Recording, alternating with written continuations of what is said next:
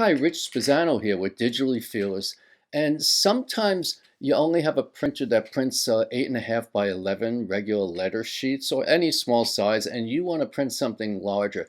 For example, I just created this graphic, and it's a very simple graphic. I'm just trying to use it as a point. So it says Serif Affinity Photo, and it has the logo. But the problem is, if I had an 8.5 by 11 sheet and I wanted to do a decal, this is what it would look like. I would only be able to like print about that half of it.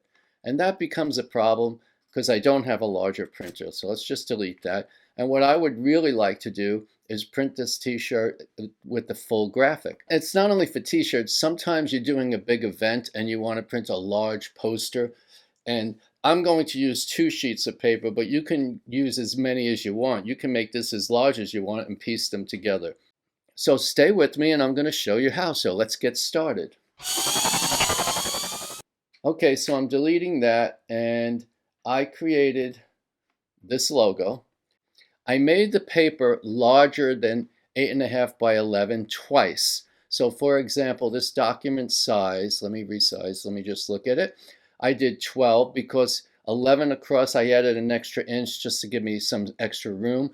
And 8.5 and 8.5 is 17, so I added an extra inch and I made it 18. Now, of course, my printer can't print this size paper, but that's the whole point of this. So I'm going to just show you that that's the size I'm using. And I'm duplicating control. I'll delete this just so you can see.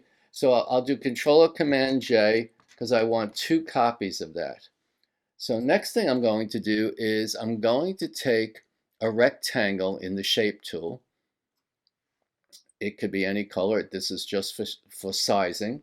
And I'm going to the Transform tool, which is this right here. And Transform, if you don't see it, you can go View, Studio, Transform. So I want this to be the size of my paper. So the size of my paper is 11 wide and 8.5 tall, 8.5. And so that is going to change this to an 8.5 by 11 sheet right here. And I'm going to delete that right now. So I'm going to put that over here. I'm actually, let's go back to layers, and I hate that Affinity moves it down, but okay, so I'm just going to lower this a little bit just so we can see. Now remember, 8.5 by 11, your printer doesn't print on some of the ends, so you got to be careful of that. You got to leave space on 3 sides of this paper. You don't need to leave space here because it's not going to because it'll print a space here anyway. So I'm going to duplicate this rectangle, Control or Command J, and I'm going to overlap them. And I want to overlap it approximately an inch. You can overlap it as much as you want, but you can just kind of get an idea here. That's it. That's even more than an inch. So no, that's about an inch right there. So from here to here, a little bit more, but that's okay. So let's get back to the normal size. Now I'm going to take the first graphic, because I made a copy, and bring it up and to the right. And it's going to clip it into here. And I'm going to take the second one and do the same. So now I have 2 graphics, this one, and you notice how they're overlapping. So the other thing I need to do is now I need to bring these over to another page. So when I created this document, you have to be careful of this. My document was 150 dpi. So what I'm going to do now is do File, New, and I'm going to take letter size, which is 8.5 by 11, and I want it to be 150, and I don't want it to be a portrait size. So I say OK, and there it is. So now if I go to the first one, and I take this rectangle and copy it and bring it to the other one and paste it, I want this to match this page, which it should, because that's exactly the size. Oh, it should. Yeah, here we go. Let me pull out. There we go.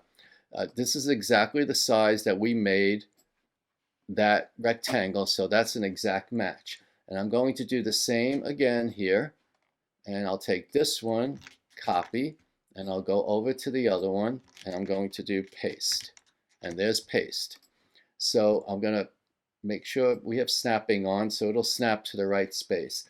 So now the next thing I need to do, let's do one at a time. I'm going to turn one off, and I'm going to work with this one. I'm going to bring my opacity back up to normal, and I'm going to take that fill layer and give it no fill. So now that's my graphic. And I can now do File, Print, and I'm going to print to my printer here. I could do color also, but I'm doing this as black and white because it's only a document for a tutorial, and I'm saving myself a lot of ink because the ink in my photo printer is pretty expensive. Make sure you're at 100%. Now in this case, I'm printing on, I mean, you have to do whatever you want. I'm printing on quality and media is plain paper. So, and then I hit print. So I already printed one. I'll show you in a second. So let's now close that off. Take this one, take the opacity back to 100%, and go back to the fill. And of course, we don't want fill. We don't want that showing at all. And I'll do the same thing. I'll say File, Print. Okay, so this is not ideal. I'm using my phone and I have it just sitting on a ledge. But I wanted to show you this is how the printout comes out. And you'll notice that at the bottom of each page, because it doesn't print to the edges, that's what you get. So really you need to put these two together, but you can't because there's that space. So you need to cut one of them down. So I'm just going to take a ruler and go like this, and that's why we overlapped them before. And let's see, we'll go about here, and I'll take a ruler and I'll cut it. And then we'll just get ourselves some tape. So if you had a decal, if you want to do a poster, you can do these. See, now you just move them because we overlapped them a certain amount. We made sure that you can get to the point where they're exactly right, and you tape that from behind, and then use a heat transfer for your t-shirt. Or if you don't want to use a heat transfer, you can make like 3x3 or 6x6, whatever you want to do. You can make gigantic posters out of this and just glue them right there from behind. So once you put them together, you can heat seal them right on the shirt. And remember, now this is much bigger than an 8.5 by 11. And this is great for t-shirt transfers. It's also great for large posters. So I hope you liked this tutorial, and if you did, please click like and subscribe, and have a great day. Bye.